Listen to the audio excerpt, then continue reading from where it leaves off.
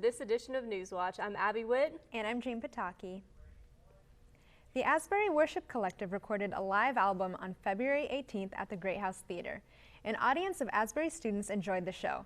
The Worship Collective is made up of students from the Asbury Worship Arts Program touring band. It's a week of celebration for two Nicholasville natives. According to the Jessamine Journal, twin sisters Mary Eleanor Moss Blakeman and Dorothy Welsh Moss Ward turned 90 together on February 22nd. During her lifetime, Dorothy served as secretary to U.S. Congressman John Watts and as the Jessamine County Treasurer. Eleanor has worked as deputy county clerk in the Jessamine County Clerk's office under Jimmy Johnson. We're wishing the happiest of birthdays to those two. Last week, Asbury students got the chance to learn about African American culture through events put on by the university's intercultural department. From February 15th through the 20th, Asbury University's Black Student Alliance and the intercultural programs held a series of events in honor of Black History Month. Our goals for Black History Week were our club has never actually put on any campus-wide events. So for this week, we wanted to be able to invite the whole student body and the community into celebrating Black History Month with us. We wanted them to be able to experience our culture and the things that are important to us. While we were planning the events, we worked really closely with the intercultural department and Al-Anon, which is another group on campus, and we were able to sit down, kind of come up with ideas for different things that would be fun. My club, BSA, we came up with one of the events, a night at the Apollo, whereas Al-Anon came up with the let's do rhythm and soul night in the CAF and eat some Louisiana Creole style food. I really wanted students to be able to come to the events during Black History Week and learn that there's more to African American culture than just, say, African culture, the stereotypical views they may have about Black culture. There's so much more depth and history to our culture, and we really wanted that to be represented this week in the music and the food and the dance and just even the movies and shows that we had going on this week. I think that this week has brought up a lot more opportunities to dialogue with our fellow students and community about culture and what it looks like here on campus and for different students that come here.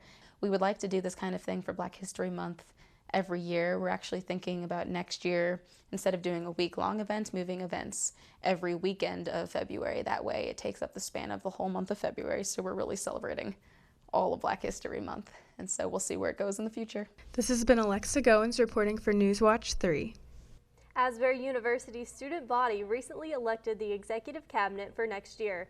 Reporter Jane Pataki has the story. A few weeks ago, Asbury's student body elected new Asbury Student Congress members to lead student life through the next academic school year. Next year's president, Matt Jackson, has talked about ASC's goals for the next year and the importance of improving the school's social activities. The next school year, I really want to work on improving our events. It's one of the biggest things. I think we've made strides in that over the past couple of years in giving people an incentive to be here on the weekends.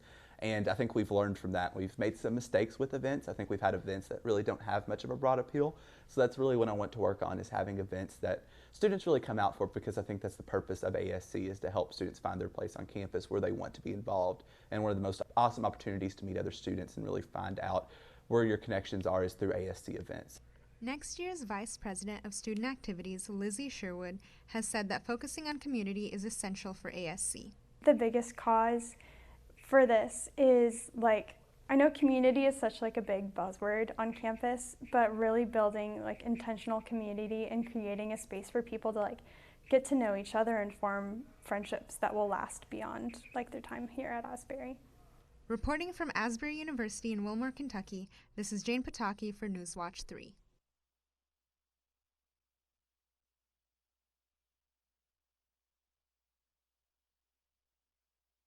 What is happening in our nation's capital? Jay's Place in Nicholasville is helping to bridge the gap between politicians and citizens of the community in an unusual way. The local coffee shop hosted Coffee with Your Congressman to give residents of Kentucky's 6th District the chance to discuss major political issues with Congressman Andy Barr.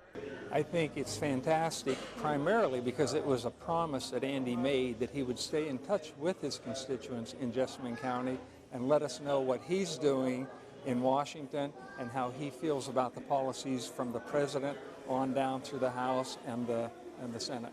The war on coal is an issue of personal importance to Kentuckians and Congressman Barr, which he made special note of during the event. If we get a Republican president or a president who cares about reliable, affordable energy to fuel the American economy and our economic recovery, that if you elect that kind of a president, we can get that to the president's desk to roll back these regulations that are really holding our economy back. Congressman Barr is currently splitting his time between Washington, D.C. and his home state of Kentucky. While in Kentucky, it's no surprise to find him meeting one-on-one with constituents, just like here at Jay's Place with the residents of Jessamine County. Reporting from Nicholasville, I'm Abby Witt. In the world of Asbury University athletics, the women's basketball team is celebrating a team milestone. For the second time in school history, the Lady Eagles earned a spot in the NAIA National Championship Tournament. After tying with Indiana East in total number of losses, the one extra game played by the Eagles gave them a leg up, putting them in the tournament play. Before heading off to nationals, the girls will play in the KIAC Conference Tournament, which began Wednesday night. They won their first game, advancing them to the semifinals against Indiana Southeast on Saturday at 2 p.m. Hollywood is a white boys club, according to a new study on film and television diversity. After evaluating more than 11,000 speaking characters, the University of Southern California found just 28% of characters were non-white, and audience see one female for every 2 males on screen. This study comes just days before the Academy Awards, which is already under fire for lack of diversity for a second year running. Stephanie Elam has more. The focus is supposed to be on the best in film. And the Oscar goes to. But much of the conversation leading up to the Oscars is being dominated by what the acting categories lack: diversity. The best actor is... Oh my God, I knew it. It's a 5-way tie. All the white guys. For the second year in a row, the Academy Award acting nominees are all white.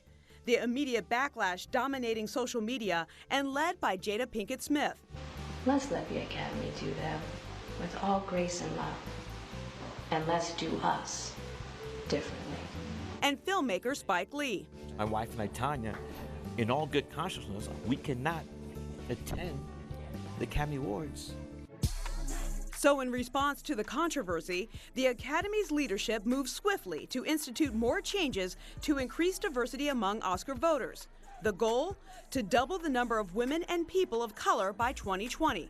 The Academy is overwhelmingly white and overwhelmingly male. A lot of Academy members believe the new rules are ageist.